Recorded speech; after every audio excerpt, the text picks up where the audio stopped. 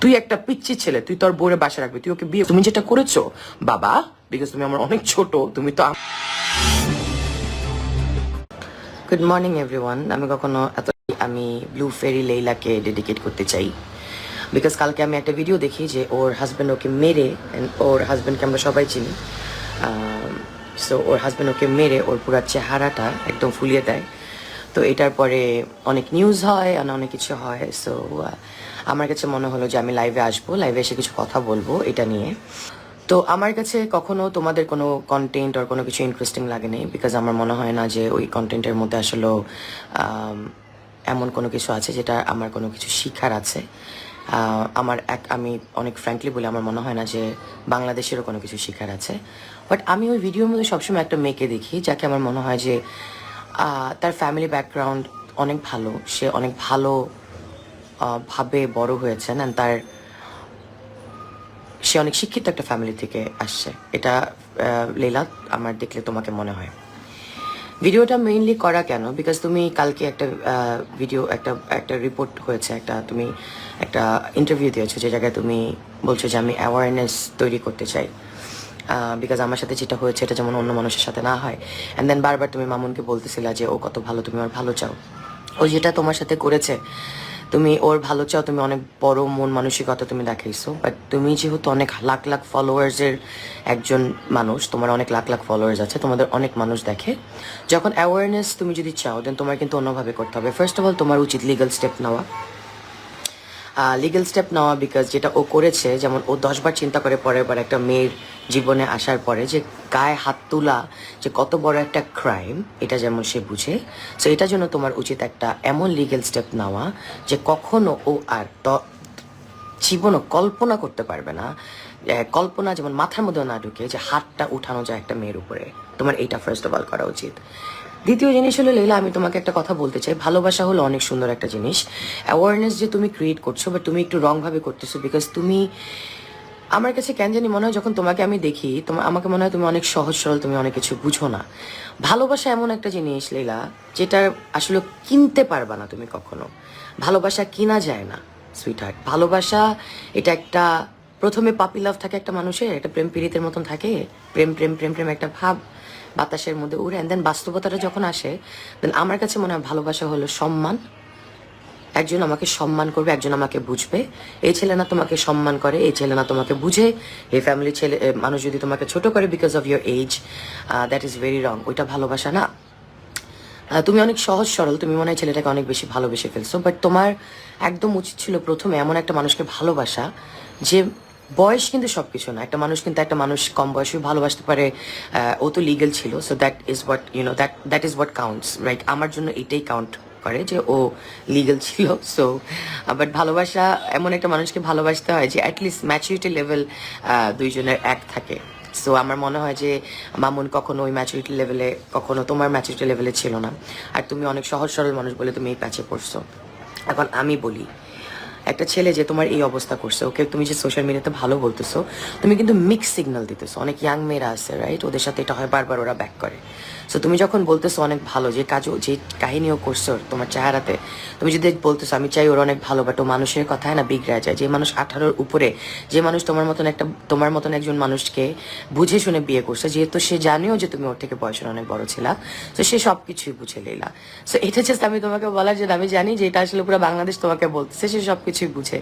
So okay কেউ যে কোনো কথাতে ওর ফ্যামিলি কোনো জালে ফালাবে, অ্যান্ড দেন ও মানুষের কথায় অনেক বেশি মোটিভেটেড হয়, এগুলি বলে আসলে লাভ নেই।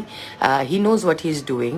অ্যান্ড আরেকটা কথা যেটা হচ্ছে যে he was drinking, and then all this happened. ও ড্রিঙ্ক করার পরে এই কাহিনীটা হয়েছে। লীলা, আমি তোমাকে একটা জিনিস বলতে চাই যে অনেক মানুষই ড্রিঙ্ক করে পুরো পৃথিবীতে, অ্যান্ড যারা একদম if it's a man who loves his women, he will dance with her, he will hug her, he will be romantic with her, সবাই কিন্তু এমন স্টুপিডিটি আসলে করবে না।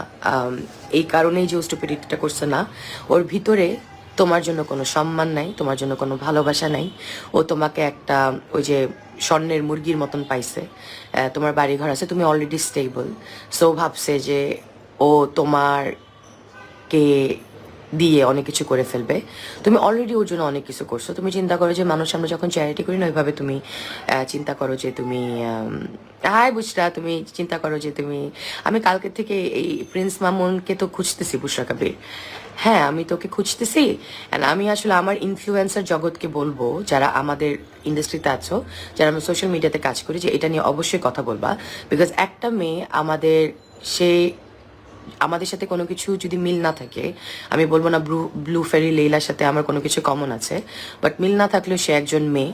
অ্যান্ড আমার কাছে মনে হয় যে সে একজন খুবই ভদ্র ঠান্ডার, খুবই মানে থাকে না কিছু মানুষ যে ইনোসেন্ট টাইপের একটা মানুষ, সে আসলে একটু বোকা টাইপের মানুষ, ভালোবাসার জন্য মনে হয় একটু বেশি পাগল, একটু বেশি ইমোশনাল।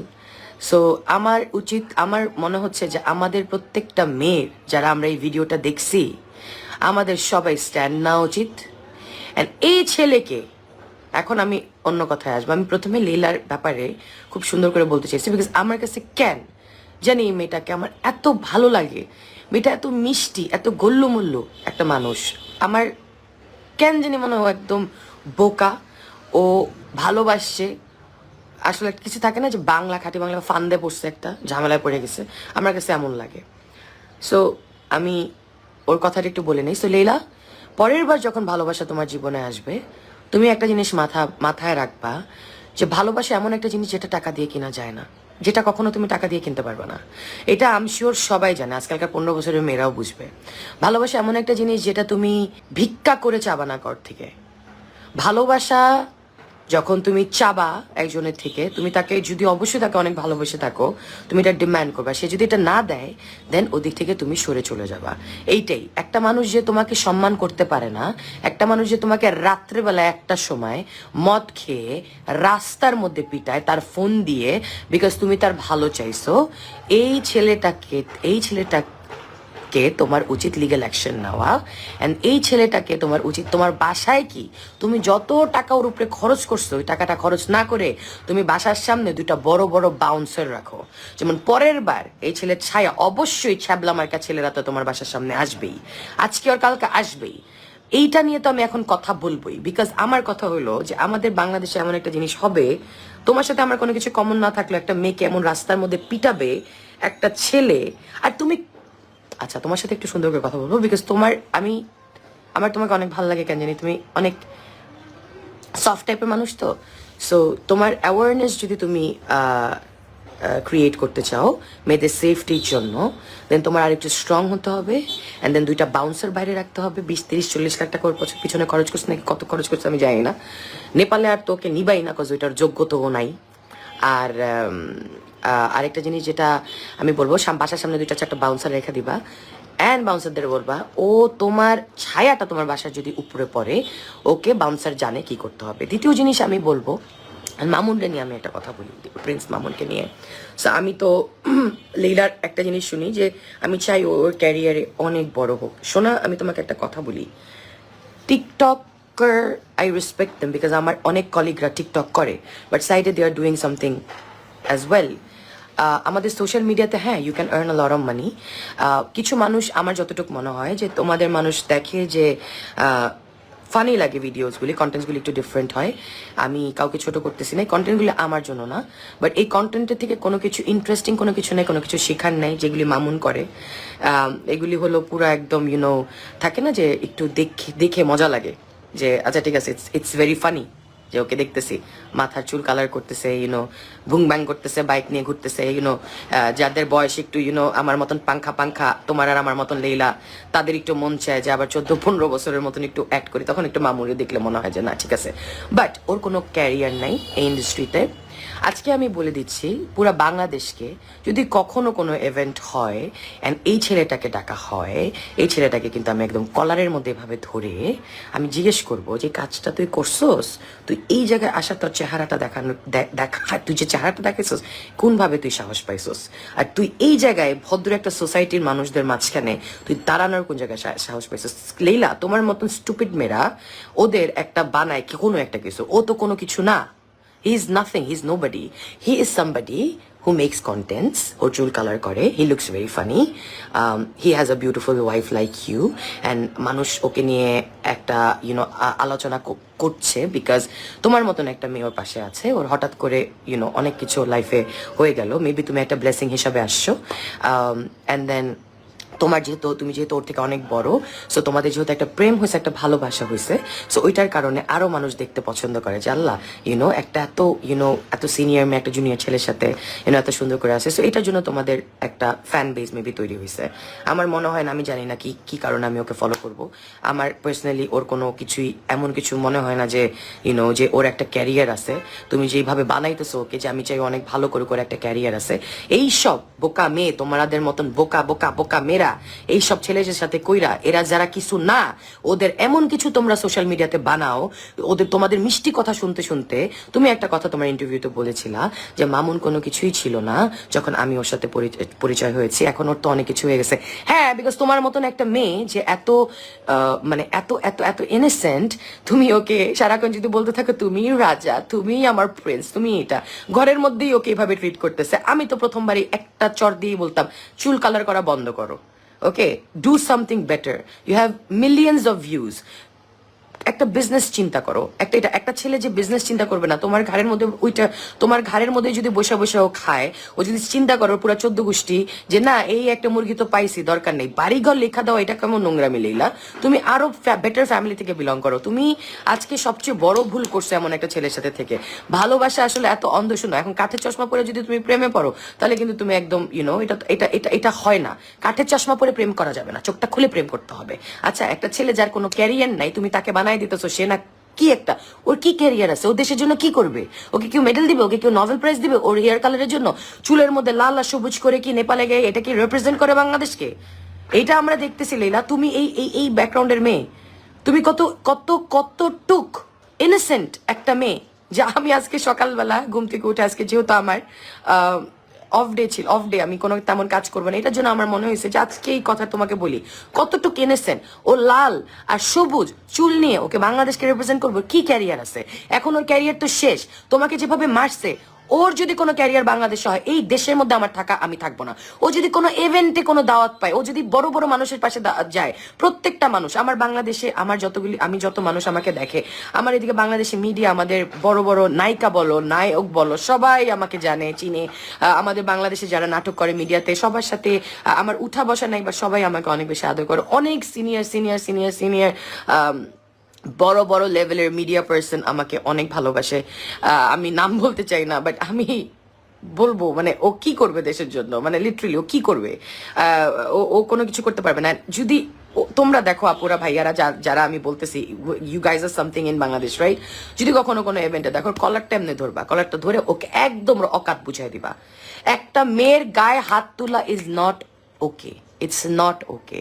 তুমি এইভাবে রাস্তার মধ্যে, তোর 10 বছর বড় হোক, তোর 20 বছর বড় হোক, তুই তোর বাংলাদেশে তুই বিয়ে করছো সে মেয়েকে, তুই বিয়ে করে একটা খাইছো, সে তোকে আদর করছে, আমরা প্রত্যেকটা ভিডিও দেখছি। মেয়েটা হলো বোকা, ঠিক আছে? এই মেয়েটা হলো পুরাই একটা বোকা।